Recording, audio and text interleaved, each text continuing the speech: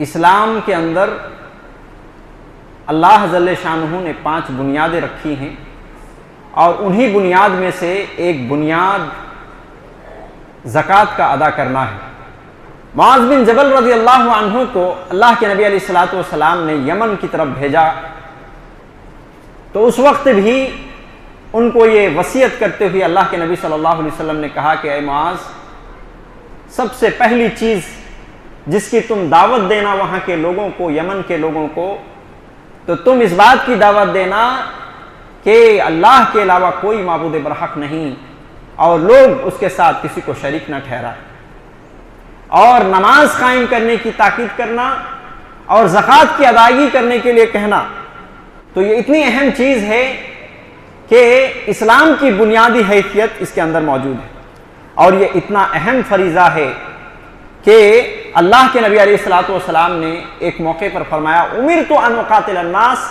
حتی یشہدوا ان لا الہ الا اللہ وان محمد رسول اللہ واقام الصلاۃ وایتاء الزکاۃ، کہ مجھے اس بات کا حکم دیا گیا ہے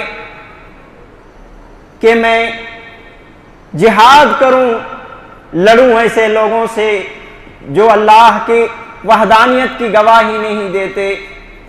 یہاں تک کہ اللہ رب العالمین کی وحدانیت کی گواہی دے دیں۔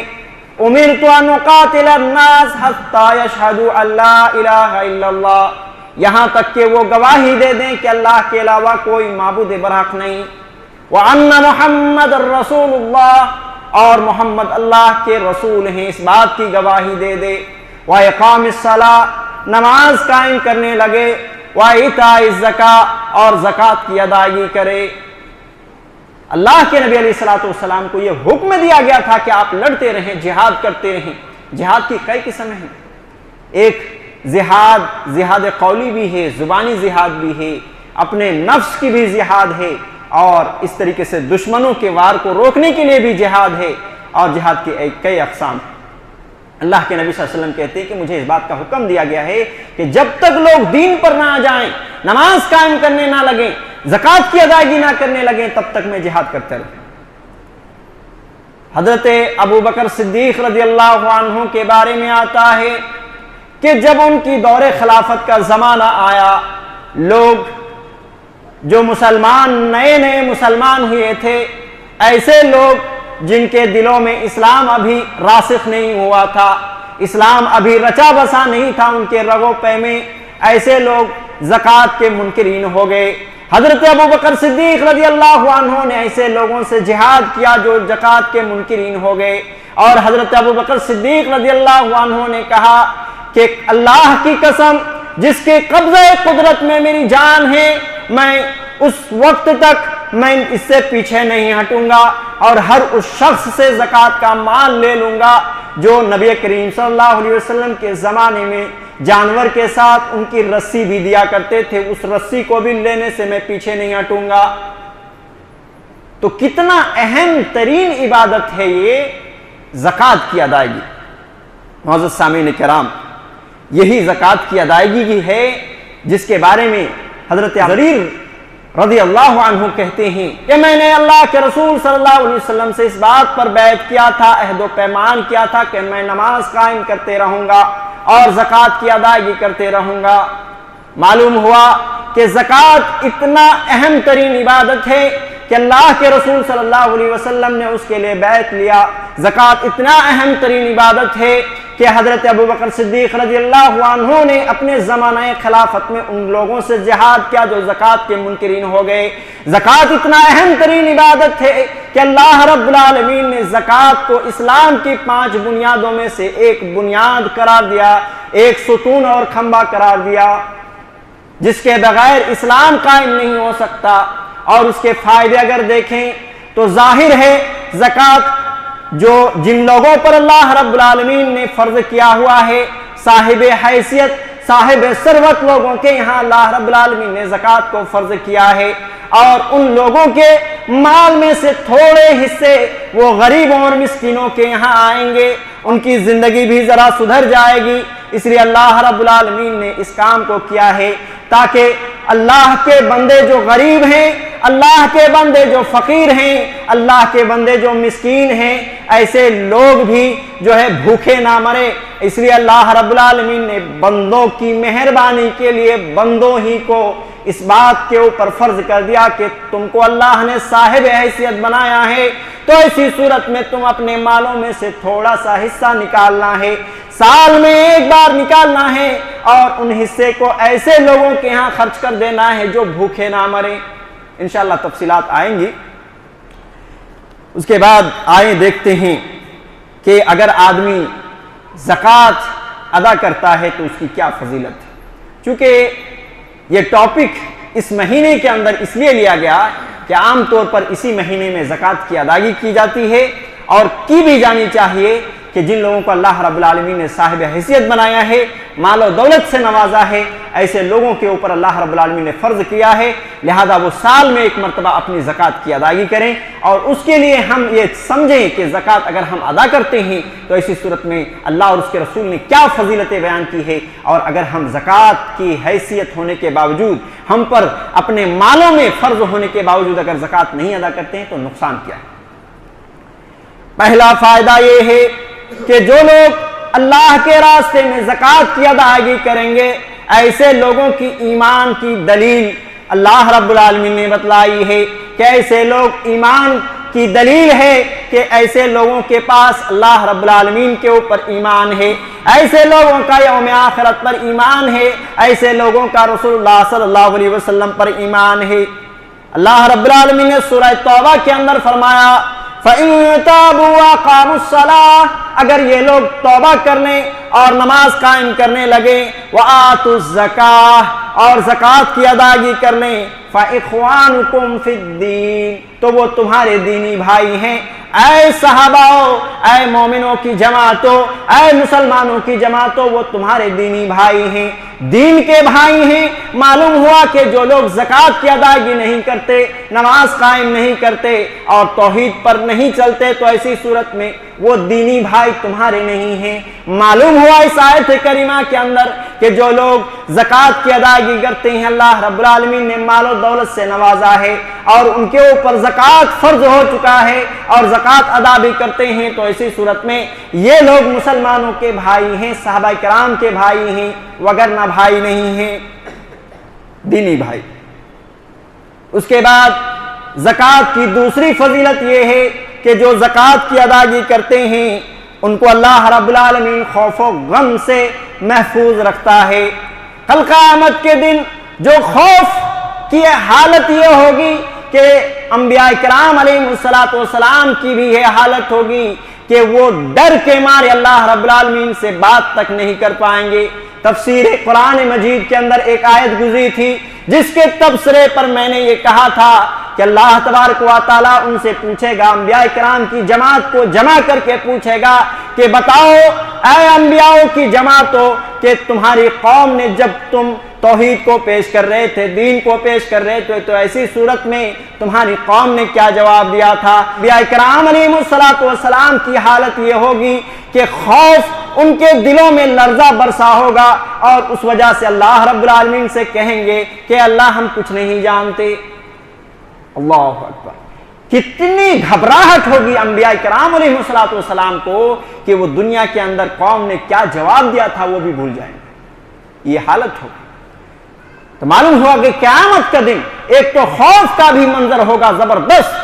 اور اسی طریقے سے غم بھی انسان کو لاحق ہوگا، چونکہ وہاں پہ ایک نیکی کے لیے ترس جائیں گے، اور ہر کوئی یہ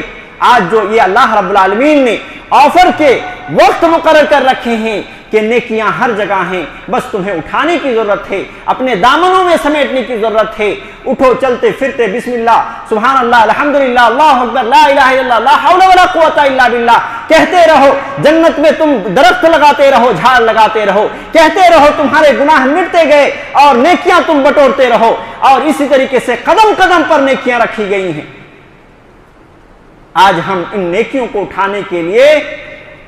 خود کے پاس ٹائم نہیں ہے۔ قیامت کے دن ایک نیکی کے لیے آدمی ترس جائے گا۔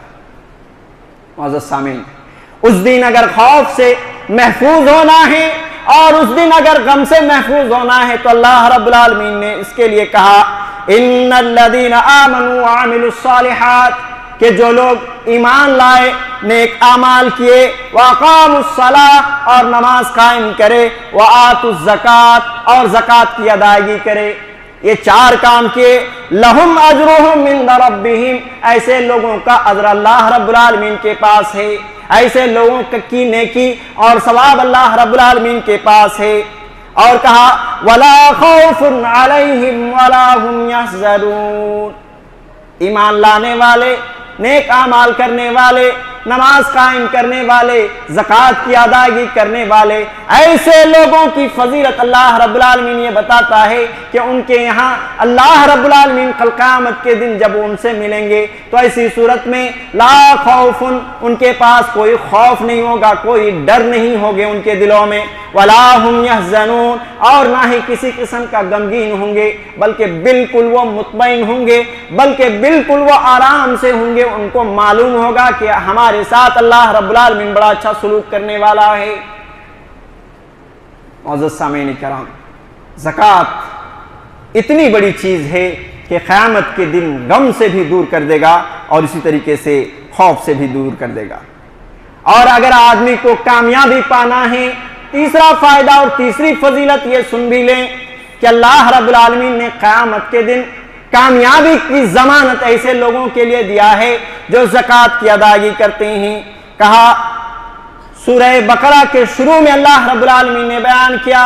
والذین یؤمنون بالغیب ویقیمون الصلاۃ ومما رزقناہم ینفقون، کہ جو لوگ غیب پر ایمان رکھتے ہیں، اللہ کو دیکھا نہیں ہے مگر ایمان ہے، رسول اللہ کو ہم نے نہیں دیکھا ہے مگر ایمان ہے، فرشتوں کو نہیں دیکھا ہے مگر ایمان ہے، غیب پر ایمان رکھتے ہیں جو لوگ اور نماز کی پابندی کرتے ہیں، نماز قائم کرتے ہیں، وَمِمَّا رَزَقْنَاهُمْ يُنْفِقُونَ، اور جو کچھ ہم نے رزق دیا ہے، اللہ کہتا ہے جو کچھ ہم نے تمہیں رزق دیا ہے اس میں سے خرچ کرتے ہیں، یعنی یہ کہ تم صدقات بھی کرتے ہو اور اسی طریقے سے زکوٰۃ کی ادائیگی کرتے ہو، تو سن لو اولئک علی ھدی من ربہم واولئک ھم المفلحون، ایسے ہی لوگ اللہ رب العالمین کے یہاں ہدایت یافتہ ہیں اور ایسے ہی لوگ فلاح پانے والے ہیں، کامیاب ہونے والے ہیں۔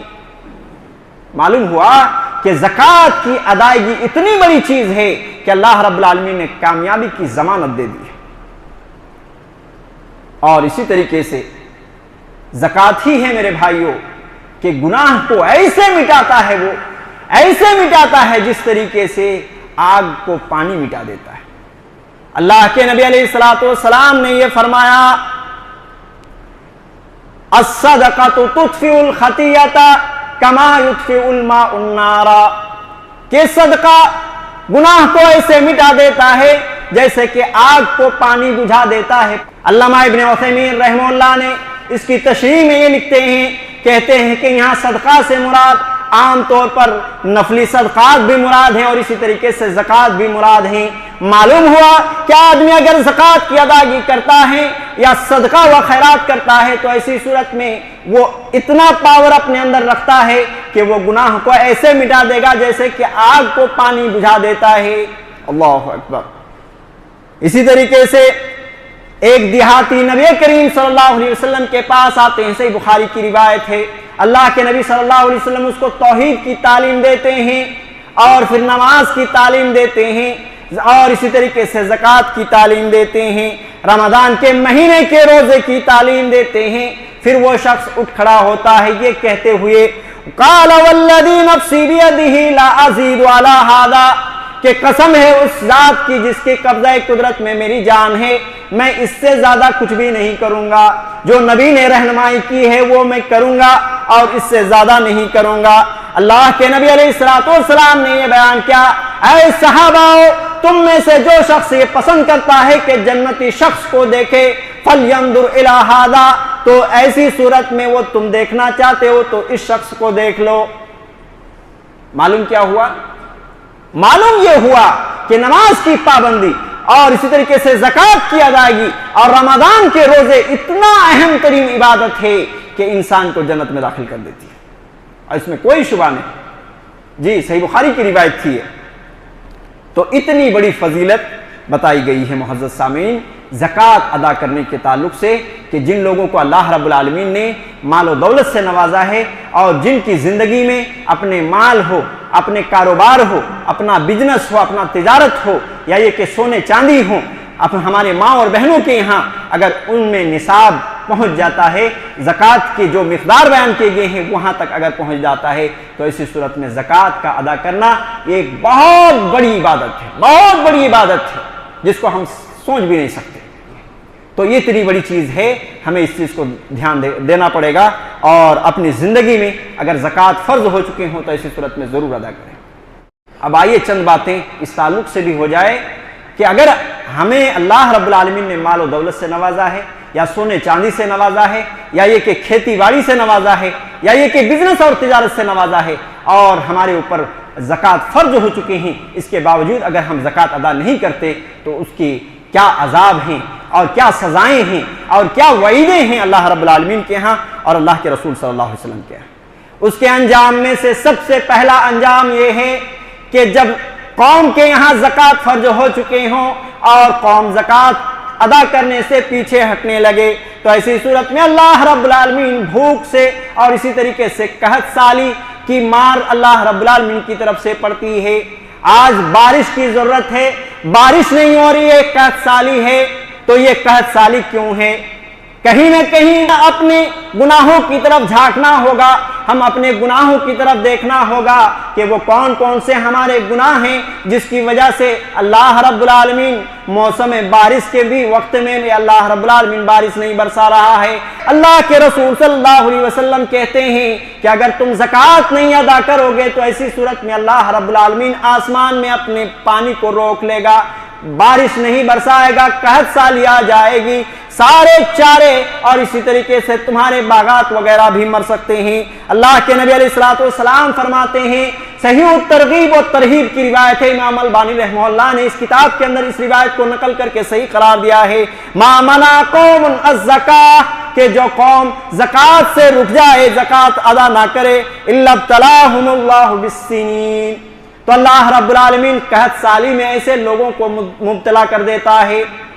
یہ پہلا انجام ہے کہ ایک تو بھوک، اب قحط سالی آئے گی تو ایسی صورت میں جن لوگوں کے کھیت ہیں، کھیتی باڑی کرتے ہیں، کوئی اناج اگاتے ہیں، وہ نہیں ہوں گے تو بھوک ہی نہ آئے گی، تو بھوک اور اس طریقے سے قحط سالی۔ اللہ کے نبی علیہ الصلوۃ والسلام فرماتے ہیں، ابن ماجہ کی روایت ہے، صحیح روایت ہے، وَلَمْ يَمْنَعُوا زَكَاةَ أَمْوَالِهِمْ، کہ تم اپنے مال میں سے زکوٰۃ کو نہ روکو، زکوٰۃ کو جو ہے نکالنے سے نہ روکو، الا منع القطر من السماء، اگر تم رک جاؤ گے، زکوٰۃ ادا نہیں کرو گے تو اللہ رب العالمین آسمان میں بارش کو روک دے گا اور اللہ رب العالمین پانی نہیں برسائے گا۔ اور اللہ کے نبی علیہ الصلوۃ والسلام کہتے ہیں، ولولا البہائم، اگر چوپائے اس دنیا کے اندر نہیں ہوتے تو ایسی صورت میں اللہ رب العالمین کبھی بھی بارش نہیں برساتا۔ اے آدم کی اولاد، اتنے گناہ تمہارے ہیں، اتنے ظلم کے اوپر ظلم ہیں، اتنی شرارتیں ہیں تمہاری کہ اللہ رب العالمین کہنا یہ چاہتا ہے کہ تمہارے اوپر بارش نہیں برساتے۔ اگر یہ چرند پرند اور کیڑے مکوڑے اور اس طرح کے جو دوسرے جانور اللہ رب العالمین نے بنائے ہیں، اگر ان کو پانی کی ضرورت نہیں ہوتی تو ایسی صورت میں پانی تمہاری وجہ سے تو نازل نہیں کرتا۔ آپ کو معلوم ہے دنیا کے اندر دو ہی قوم ایسی ہیں جو اللہ کی نافرمانی کرتی ہیں، وہ ہے انسان اور جن۔ جن اور انسان ہی ہیں جو اللہ کی نافرمانی کرتی ہیں، مگر دنیا کے جتنے بھی، یہاں تک کہ آپ دیکھ لیں کتے سور بھی اللہ کی عبادتیں کرتے ہیں۔ آپ کو معلوم ہے دنیا کے اندر کوئی ایسی مخلوق نہیں جو اللہ کی تسبیح نہ بیان کرتے ہوں۔ اللہ رب العالمین نے قرآن مجید کے اندر ایک جگہ نہیں بلکہ کئی جگہوں پر یہ اعلان کرتے ہوئے کہا، یسبح للہ ما فی السماوات والارض، اللہ رب العالمین کی جو مخلوق آسمان میں ہے، جو مخلوق زمین کے اندر ہیں، تمام کے تمام مخلوق اللہ کی تسبیح بیان کرتی ہیں۔ نافرمانی صرف دو قوم، انسان اور جن۔ معزز سامعین کرام، معلوم ہوا کہ اگر ہم زکوٰۃ ادا نہیں کریں گے تو بارش روک لی جائے گی اور قحط سالی میں مبتلا ہو جائیں گے۔ اس کے بعد اللہ کے نبی علیہ الصلوۃ والسلام نے ایک حدیث کے اندر فرمایا، मानिउ ज़कात यौमल क़यामत फिन्नार, कि ज़कात को रोक देने वाले, ज़कात को अदा ना करने वाले क़यामत के दिन आग में होंगे। मालूम हुआ कि इतना बड़ा गुनाह है कि अगर आदमी ज़कात अदा नहीं करता तो ऐसी सूरत में क़यामत के दिन ऐसे लोगों का ठिकाना जहन्नम बन सकता है। इसीलिए तमाम अहले सरवत और तमाम अहले दौलत के यहाँ गुजारिश की जाती है कि आपको अल्लाह रब्बुल आलमीन ने दौलत से नवाजा है, ज़कात की अदायगी ज़रूर करें। ये महीना ही है कि जिसमें आदमी कसरत से ज़कात की अदायगी करता है, चाहे वो अपने तिजारत वाले हों, या ये कि अपने बिजनेस वाले हों, या ये कि अपने मालो दौलत जो बैंक बैलेंस में रखे हों उसमें से हों, या ये कि सोने चांदी के ढेर हों उसमें से हों, जो है ज़कात अदा करनी है। वला यहसबन्न अल्लज़ीना यबखलूना बिमा आताहुमुल्लाहु मिन फ़ज़लिही, कि जो लोग अल्लाह रब्बुल आलमीन के दिए हुए फजल में से बखीली करते हैं, खर्च नहीं करते, ज़कात की अदायगी नहीं करते, और वो ये समझते हैं हुआ खैरल लहुम, कि वो उनके हक में बेहतर है, तो अल्लाह रब्बुल आलमीन कहता है कि नहीं, बल हुआ शर्रुल लहुम, बल्कि उनके लिए ये बदतर है, ये उनके लिए ये बुरी चीज़ है। सयुतव्वकून मा बखिलू बिही यौमल क़यामा, क़यामत के दिन इस बुख्ल की वजह से उनको तोक पहना दिया जाएगा।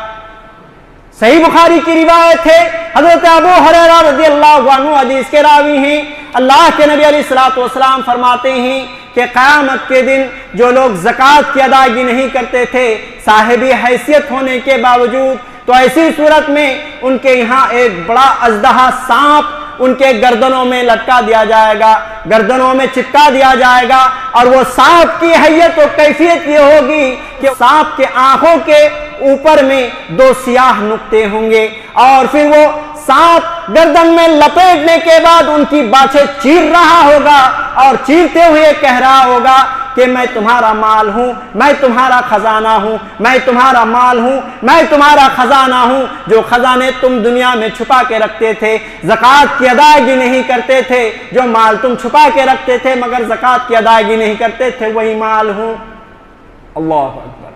आज हम सांप को अगर देख ले तो 5 हाथ तो कम से कम दूर ही रहेंगे,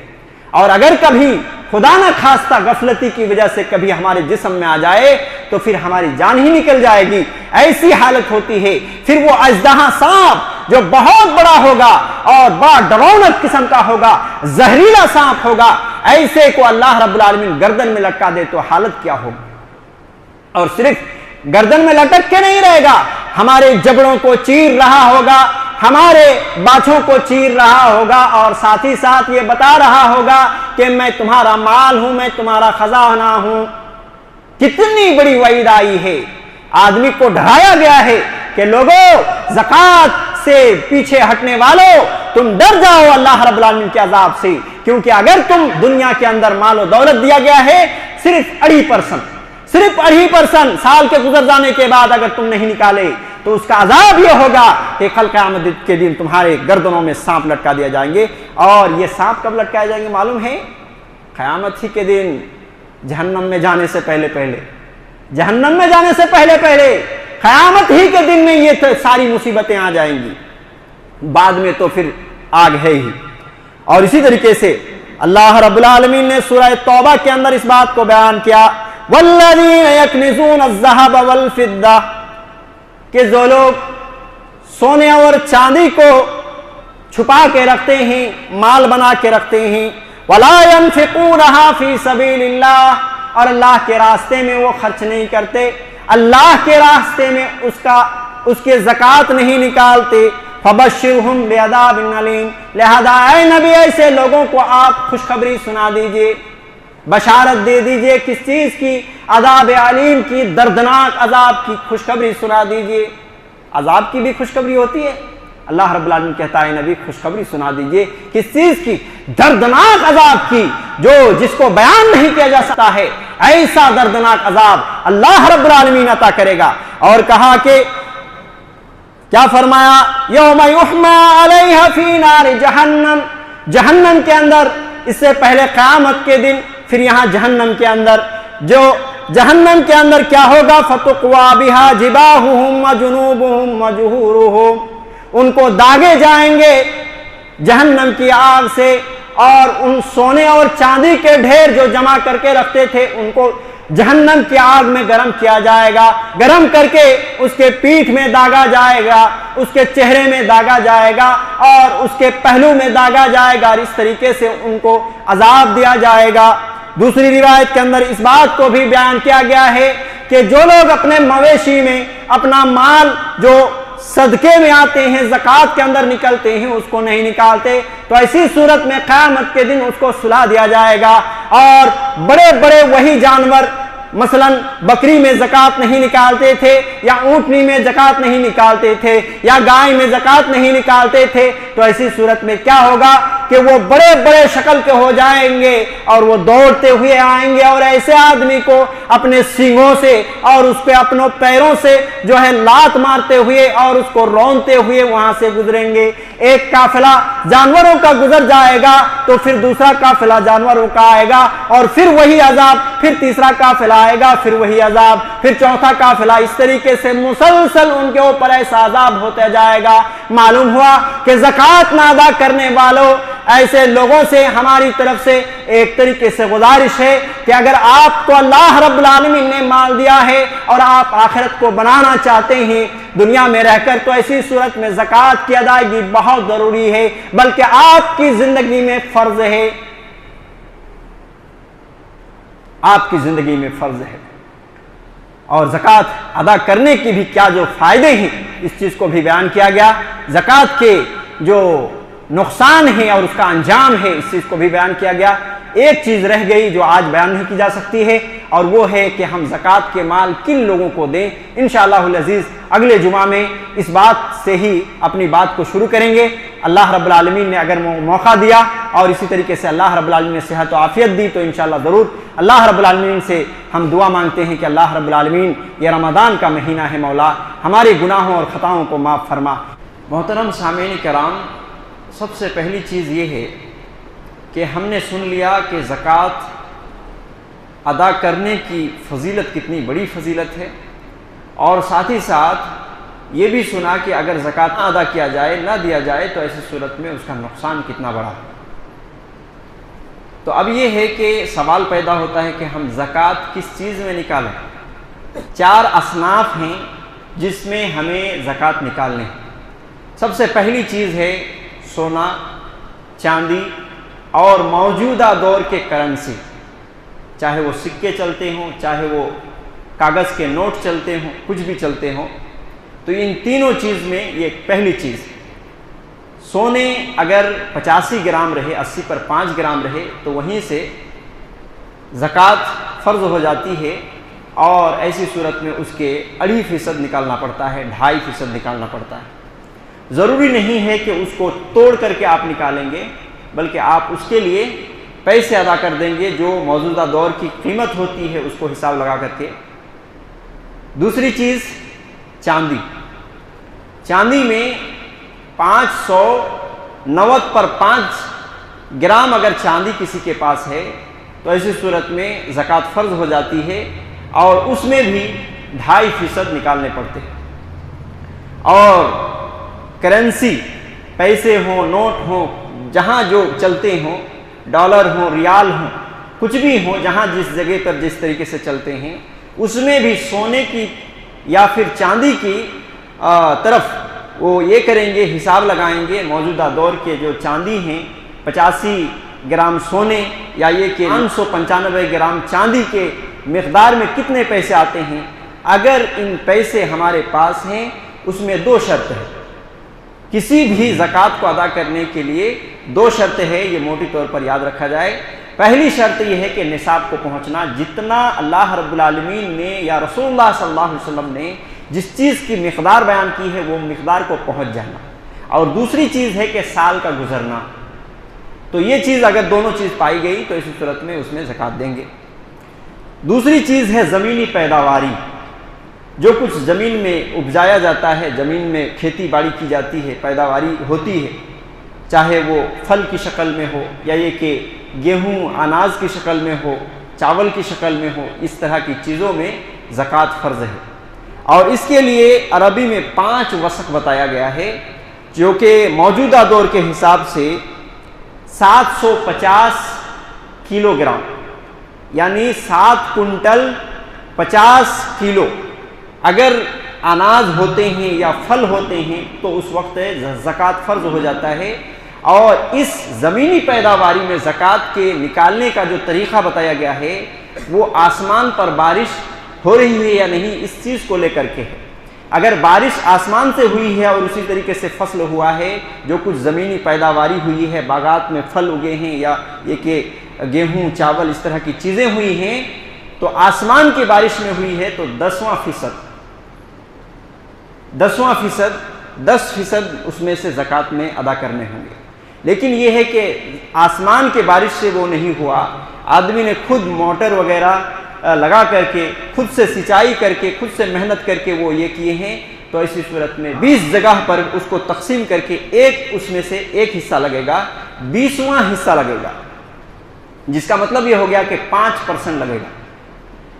اور اگر دونوں طرح سے کام ہوا ہے، آسمانی بارش سے بھی ہوا ہے اور اسی طریقے سے اپنا جو خرچ ورچ اٹھاتے ہیں، پانی وغیرہ سیراب کرتے ہیں، وہ دونوں چیزیں لگی ہیں، تو ایسی صورت میں 15واں حصہ زکوٰۃ میں ادا کرنا ہوگا۔ 15 حصہ کریں گے، اس میں سے ایک حصہ۔ اور تیسری چیز زکوٰۃ میں کون سی چیز؟ وہ ہے مویشی، یعنی جانور میں بھی زکوٰۃ۔ پہلی چیز سونے چاندی پیسے، دوسری چیز زمینی پیداواری، تیسری چیز کیا ہے؟ مویشی، جانور میں۔ اونٹ اگر ہمارے پاس ہیں تو 5 اونٹ کم از کم ہونے چاہیے زکوٰۃ کے نکالنے کے لیے اور فرضیت ثابت ہونے کے لیے۔ 5 سے اگر کم ہے تو ایسی صورت میں زکوٰۃ فرض نہیں ہوگا۔ اور چونکہ ہمارے یہاں اونٹ نہیں پائے جاتے، اس کا مسئلہ ہی نہیں۔ گائے میں 30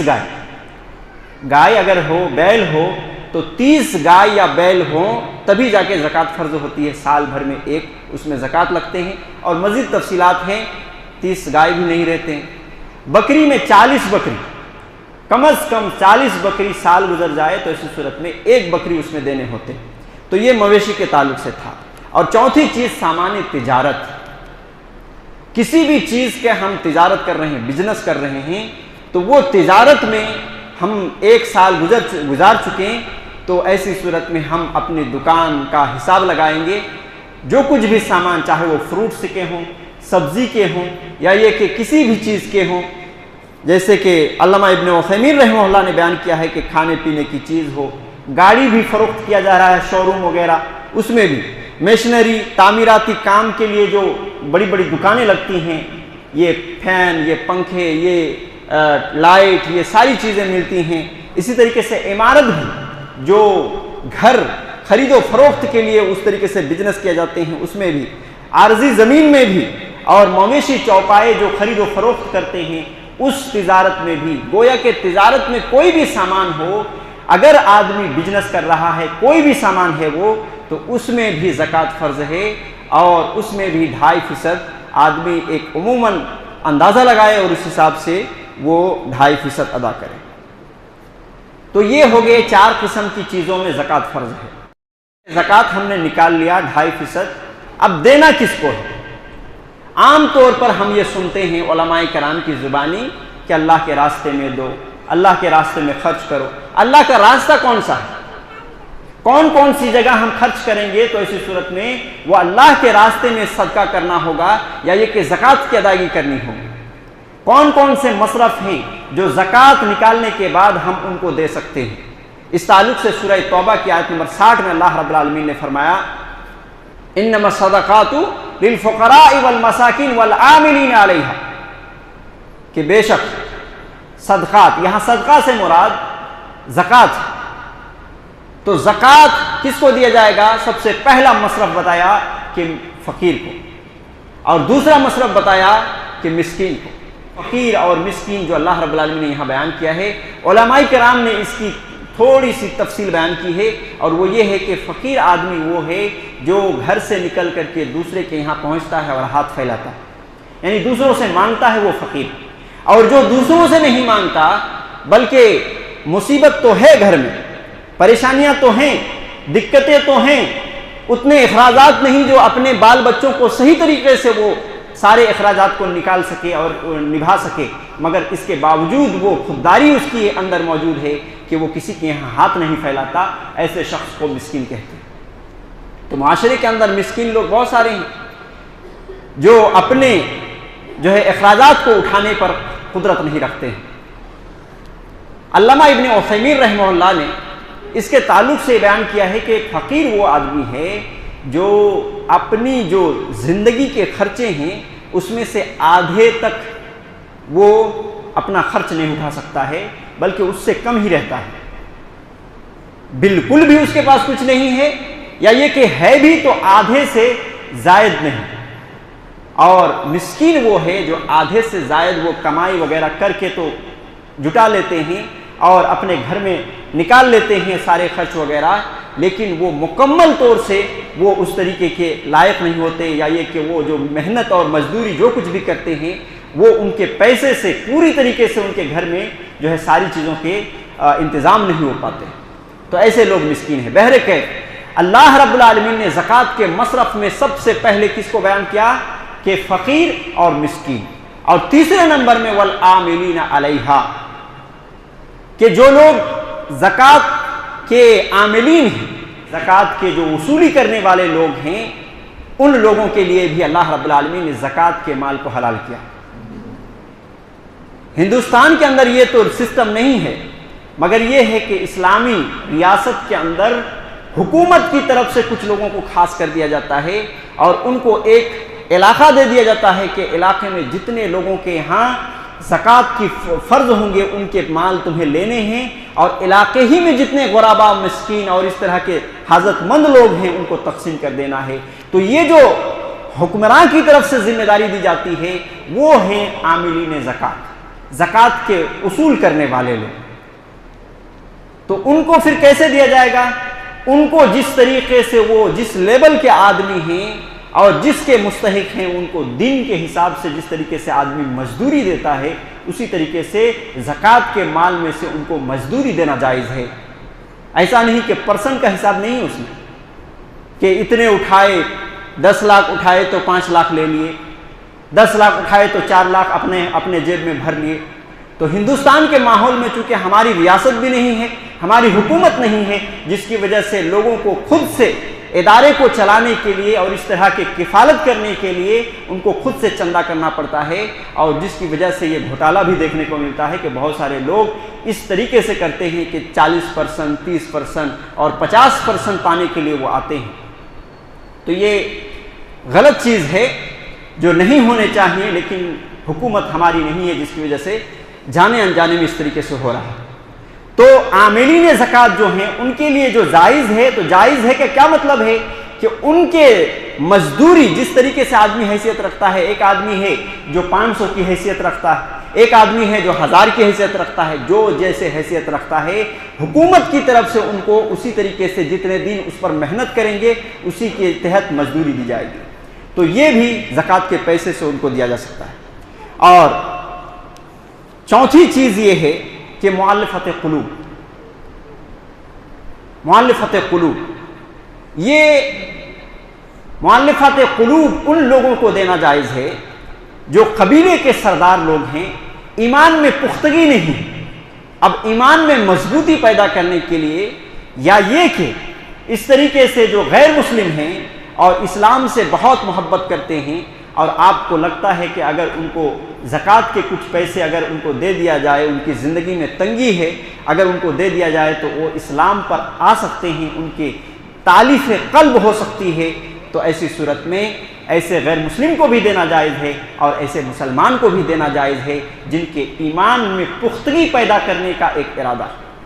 تو اسی کو مؤلفات قلوب کہتے ہیں۔ اور اسی طریقے سے پانچویں جگہ اور مصرف کون سا ہے؟ عقاب کا لفظ آیا ہے، اس کا مطلب ہے گردن آزاد کرنا۔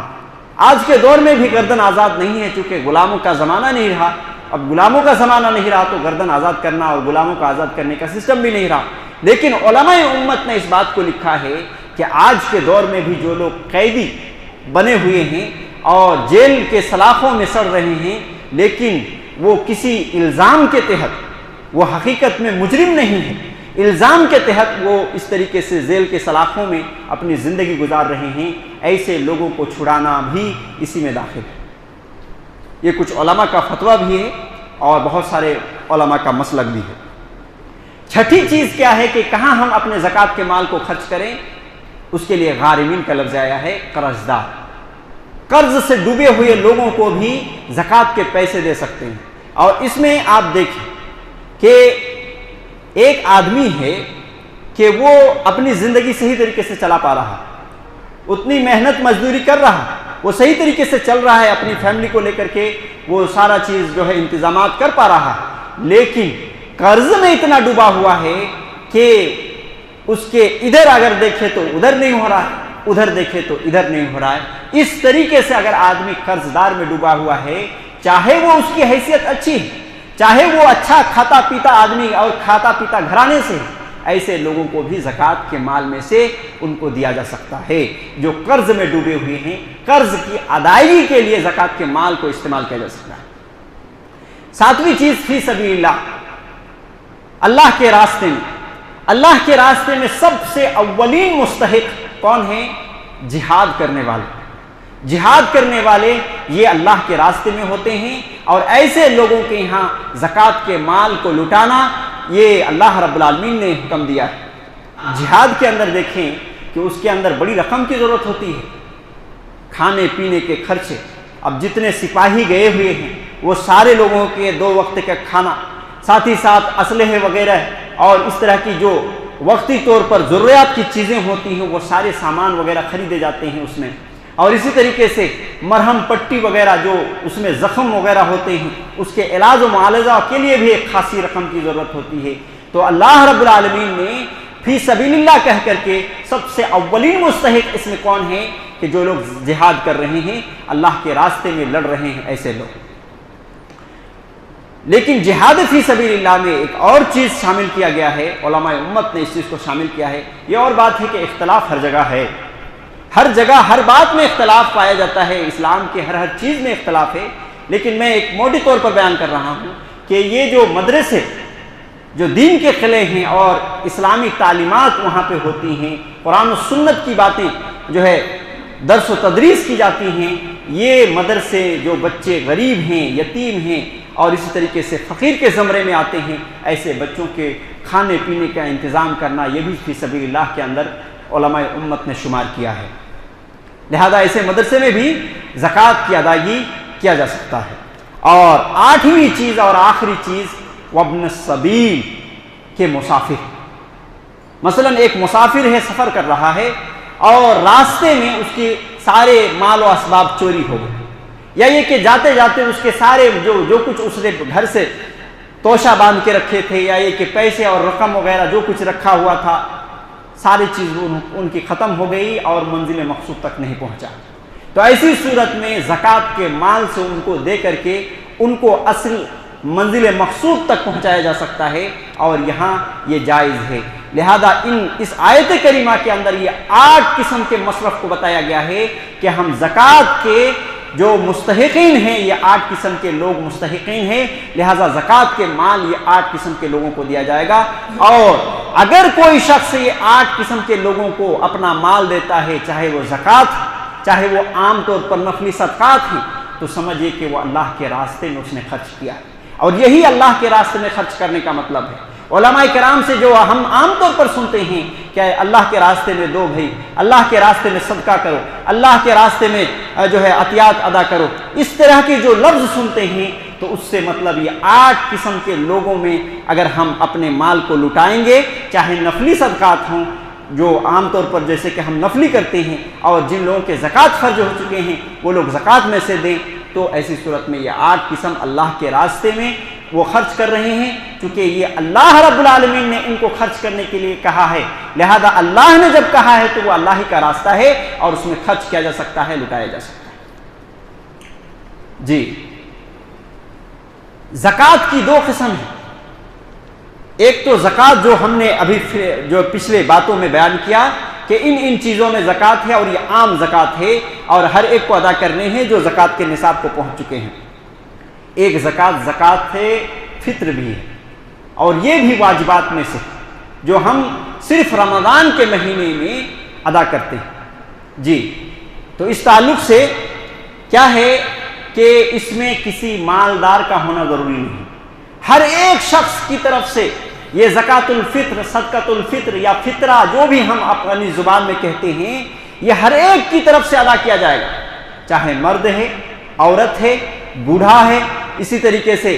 جوان ہے، بچہ ہے، بچی ہے، آج جنم لیا ہے جس بچے نے، اس کی طرف سے بھی زکوٰۃ ادا کی جائے گی، اور یہ فرض ہے، فرض ہے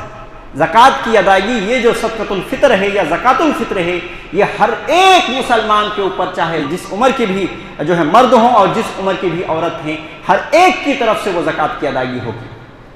اور ساتھ ہی ساتھ یہ جو زکوٰۃ کی ادائیگی ہوگی، قرآن و سنت کے جو اصل مفہوم ہے اور راجح قول جو ہے وہ یہی ہے کہ زکوٰۃ میں پیسے نہیں دیے جائیں گے، بلکہ غلہ دیے جائیں گے، غلہ دیے جائیں گے۔ اور یہ بات بھی ذہن نشین کر لیں کہ اس کے اندر یہ 8 قسم کے جو مصرف بیان کیے گئے ہیں زکوٰۃ کے، جو ان کو دیا جائے گا، یہ 8 قسم کے نہیں آتے، صرف فقیر اور مسکین آتے ہیں۔ اللہ کے نبی علیہ الصلوۃ والسلام نے اس تعلق سے کیا کہا؟ طعمۃ للمساکین، یہ صدقۃ الفطر جو ہے یہ مسکینوں کا کھانا ہے۔ طعمۃ للمساکین، یہ مسکینوں کا کھانا ہے، اور مسکین جیسے کہ بتایا گیا کہ وہ آدمی جو اپنا محنت مزدوری تو کر رہا ہے، کچھ حد تک وہ اپنی زندگی تو گزار رہا ہے، لیکن زندگی میں مشکلات ہیں، پوری طریقے سے اپنے فیملی کو صحیح طریقے سے وہ جو ہے کور نہیں کر پا رہا ہے، سارا انتظام نہیں کر پا رہا ہے، ایسے لوگ مسکین ہیں۔ جب مسکین کے لیے جائز ہو گیا تو اس سے جو زیادہ فقیر ہیں اور غریب ہیں، جو کہ جس کو ہم فقیر کہتے ہیں، ایسے لوگ بھی اس میں شامل ہو گئے۔ لہذا زکوٰۃ الفطر یا صدقۃ الفطر میں صرف یہ 2 قسم کے لوگوں کو دیا جائے گا، اور باقی 6 قسم جو زکوٰۃ کے جو مصرف ہیں وہ 6 کٹ جاتے ہیں، صرف یہ 2 ہی رہ جائیں گے، مسکین کو دینا ہے اور فقیر کو دینا ہے۔